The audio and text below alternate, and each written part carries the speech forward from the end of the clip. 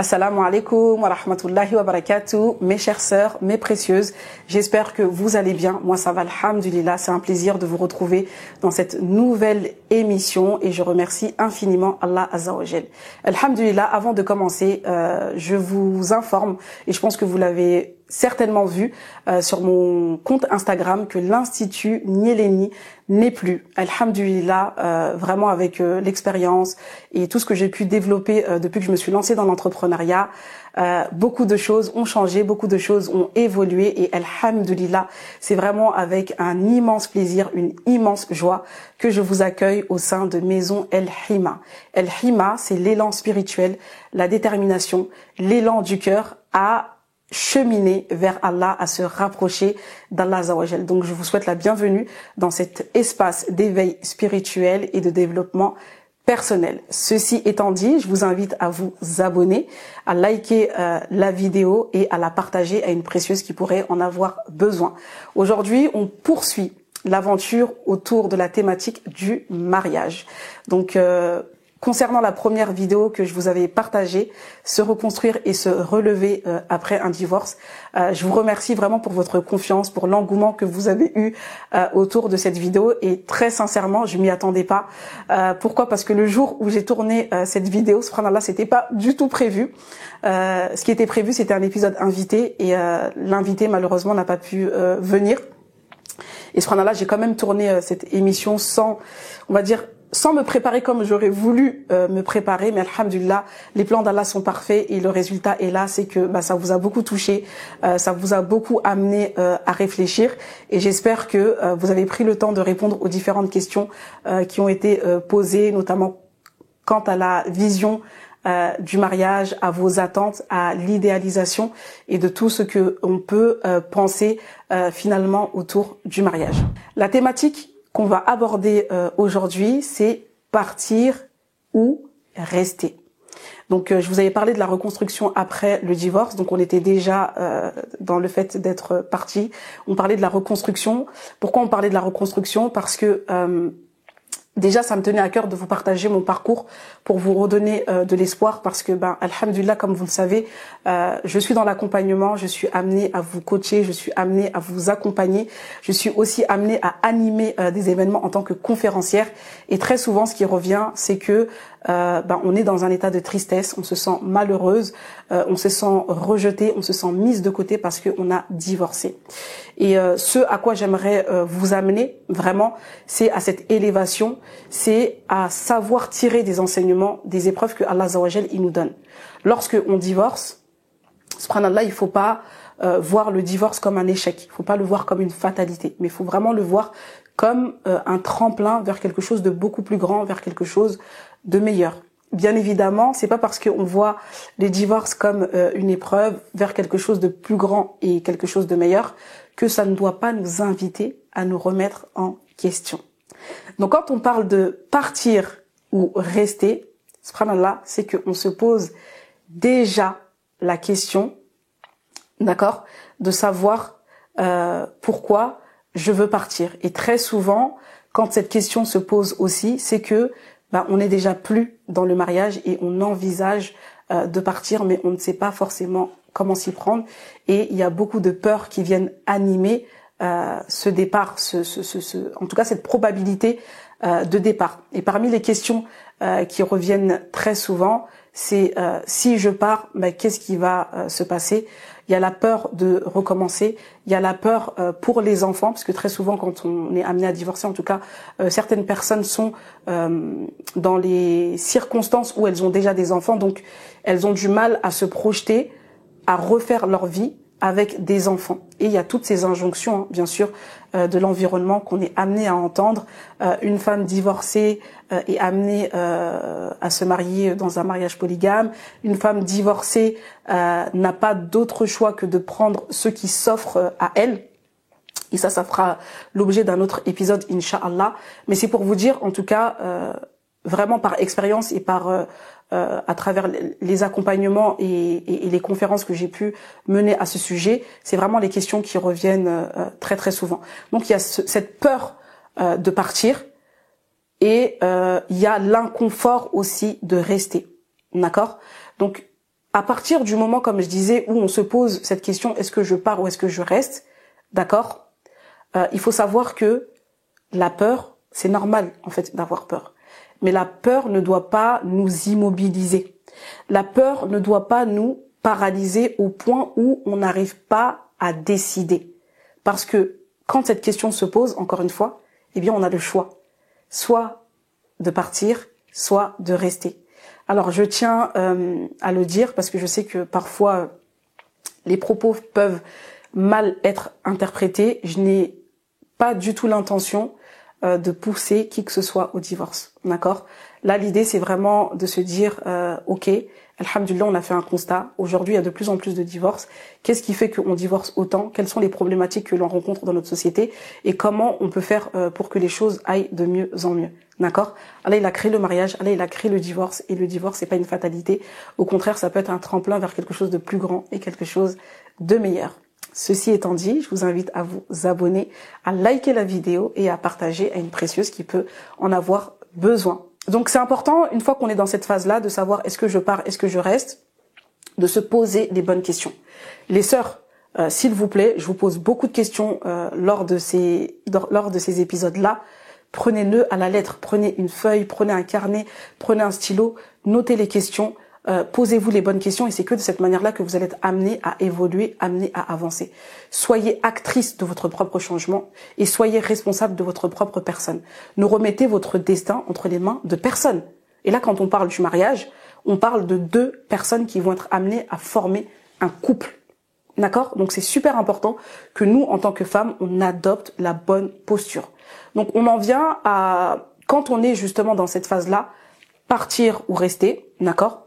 On prend le temps de faire un bilan. Ce bilan, il va être composé de quoi?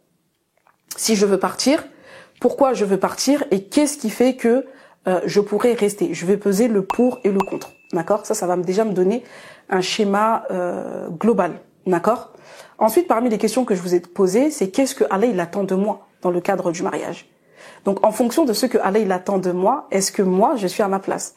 Est-ce que mon conjoint est à sa place? Et là, ça nous permet aussi de faire le point, d'évaluer là où est-ce que nous en sommes. D'accord? Parmi les questions aussi importantes que je dois me poser, c'est quelle est ma posture? Qu'est-ce que moi j'ai pu faire comme action qui nous a amené aujourd'hui à être dans cette situation?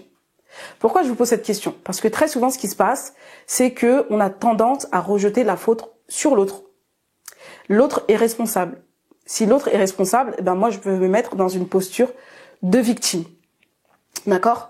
Dans un couple et dans toute relation, en tout cas, les torts seront toujours partagés. Très souvent, on est la cause de la conséquence. Ça peut être de l'ordre du conscient comme ça peut être de l'ordre de l'inconscient. Donc là, ça nous invite à nous poser les bonnes questions et à se remettre en question. Et très souvent, les sœurs, on va pas se mentir, on a beaucoup de mal à se remettre en question. D'accord? C'est-à-dire que nous, en tant que femmes, on va arriver et on va étaler tout ce qu'on a fait. Moi, j'ai fait ci, moi, j'ai fait ça, moi, j'ai fait ci, moi, j'ai fait ça. D'accord? Quand on est dans cette posture-là du moi, d'accord, c'est important de prendre du recul et d'être dans un juste milieu. Parce que une seule personne ne peut pas faire fonctionner le couple. Ça, c'est une réalité. Donc, si nous, on a pris beaucoup de place dans ce mariage, en faisant beaucoup de choses et parfois des choses qui ne sont pas de notre responsabilité, ben, on se doit de réfléchir à qu'est-ce qui nous a amené à prendre plus de place que j'avais besoin d'en prendre finalement, d'accord? Et j'ai eu une fois une réflexion d'une sœur, un retour d'une sœur justement quand on a parlé du mariage, et elle disait oui mais moi en fait avant de me marier, ben en fait voilà, j'étais indépendante. Quand j'avais des problèmes de voiture, c'est moi qui réglais mes problèmes de voiture. C'est moi qui fais mes courses, c'est moi qui fais tout. Et justement, ben là, avec ce que tu dis, je me rends compte que ben, j'ai continué à être dans cette posture-là. Et c'est vrai que très souvent, on oublie en fait de switcher. C'est-à-dire, hier j'étais célibataire, mais aujourd'hui je suis mariée. Et si hier j'étais célibataire et qu'aujourd'hui je suis mariée, ben en fait je peux pas avoir la même posture en étant dans le mariage. Comme je ne peux pas avoir la même posture en étant dans le célibat. D'accord?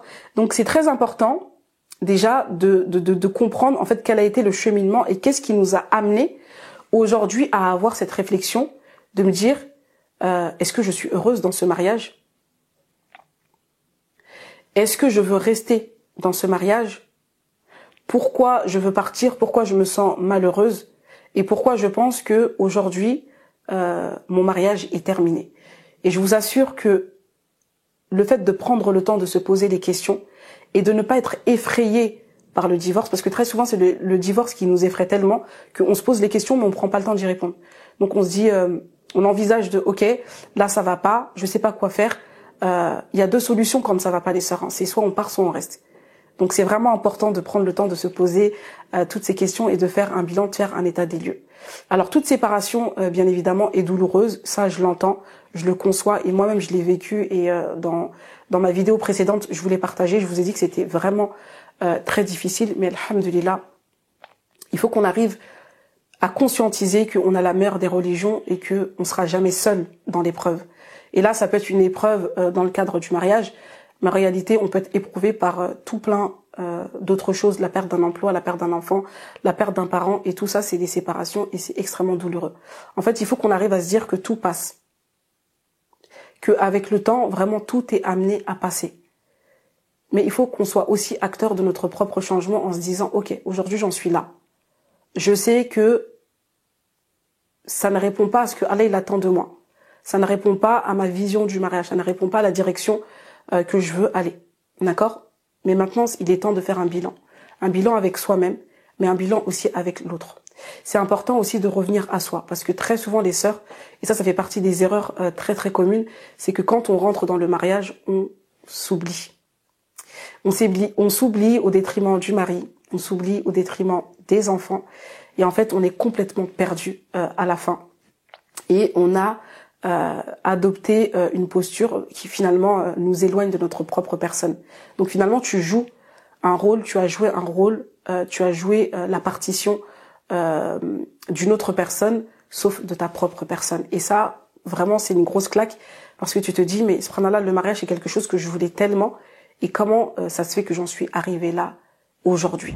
Qu'est-ce que tu veux réellement? Ça, c'est une question aussi qu'il est important de se poser, parce que le bonheur, les sœurs, il faut qu'on comprenne que notre bonheur, d'accord, c'est déjà notre propre bonheur à nous-mêmes. Donc, quand on se pose cette question de savoir qu'est-ce que je veux réellement, mon bonheur, c'est d'abord moi.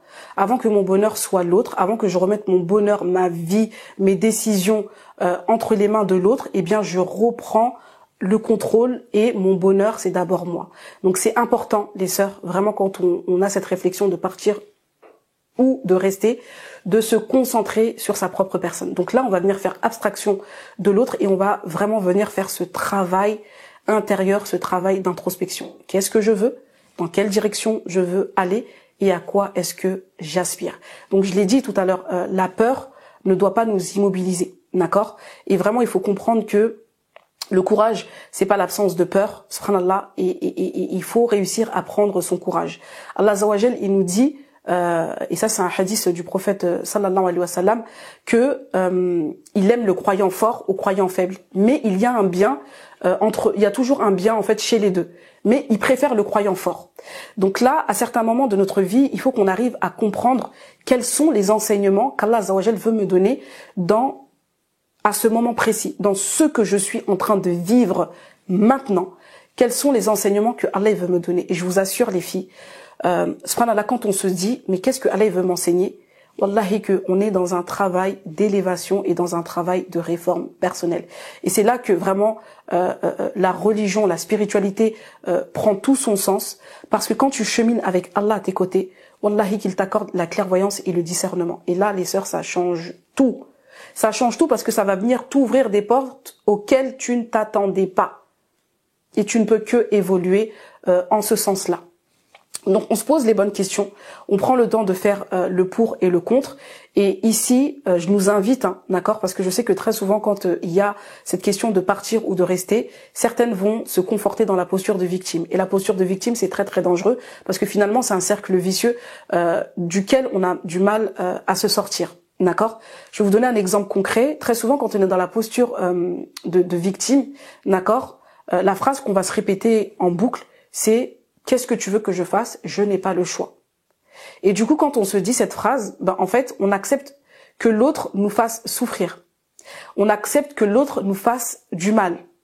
On accepte de rester dans cette situation et on attend que, un beau jour, Allah nous délivre en restant dans la passivité. Le fait de placer sa confiance en Allah, c'est être acteur de son propre changement.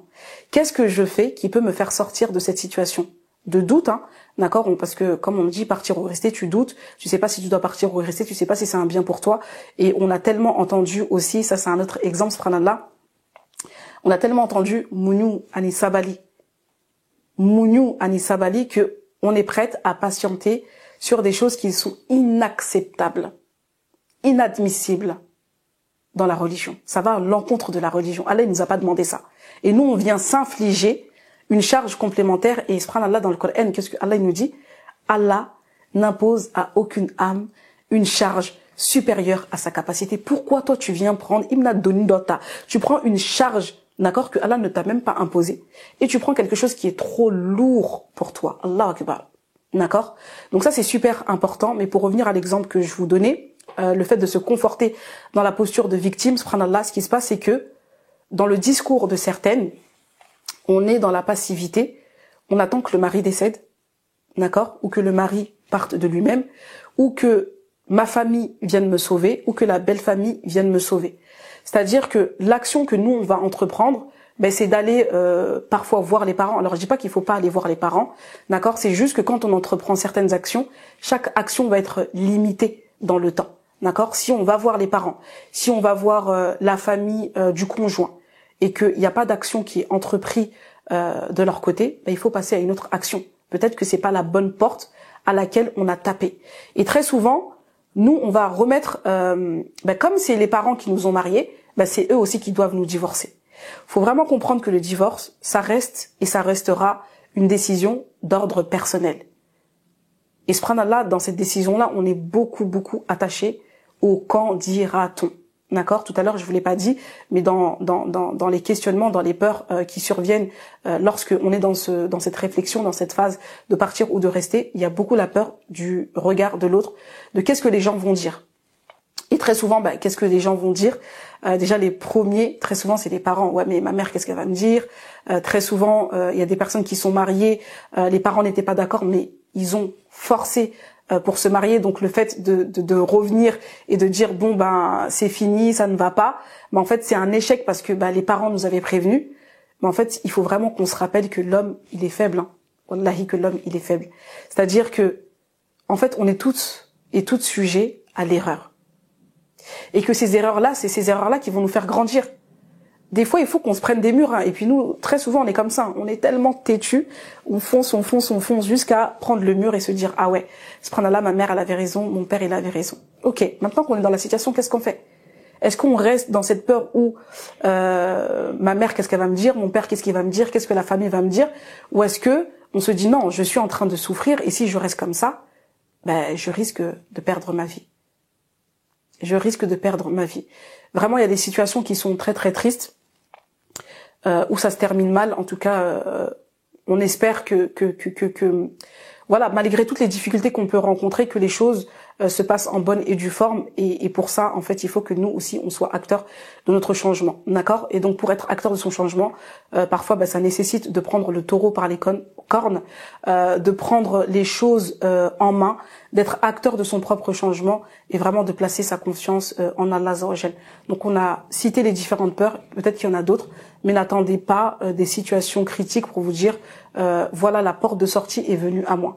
Si ça ne va pas, si on est en souffrance, si on est tombé malade, si ça nous a amené vraiment à être dans une situation complètement inconfortable, les sœurs, il faut aussi savoir quitter la table quand il y a plus de respect, quand il y a de l'infidélité, quand il n'y a pas de prise de responsabilité du côté de l'autre. En fait, le mariage, il faut se dire que subhanallah, le mariage, c'est tellement cadré, c'est un acte d'adoration. Et ça, je vous l'ai dit dans la première vidéo.